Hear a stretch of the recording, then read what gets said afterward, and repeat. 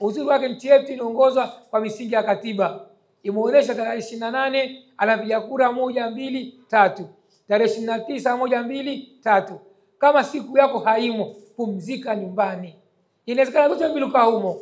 Pengine miaka 18 hujatimia, pengine kitambulisho kupiga kura huna. Kaa ndani na mtasbihi wako, muombe Mungu nchi endeleze kwa nini? Amani.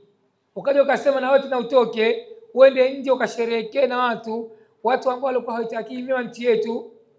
Yani wewe ndio utakaoathirika na familia yako. Sio familia za kimaskini. Hamna tajiri ndani.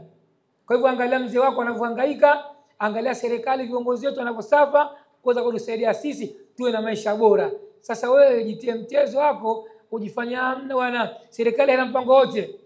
Pengine sikala mndani wa wengine mtu ana watu waseme tu wale baba si wale hawa wengine. Tare hawa vipi? Wengine si wale. Sema wewe ndio wewe. Sasa wewe kama unafanya mjini na serikali iga uone. Lakini matarajio yetu kwa uwezo wa Allah tunategemea sote humu ndani ni raia wema wa Tanzania. Tutafanya kazi kwa mujibu wa sheria. Ikifika tarehe 29 Oktoba tunakwenda kutiki, unamtia gole kiongozi ambaye anakuletea maendeleo katika nchi yako, kiongozi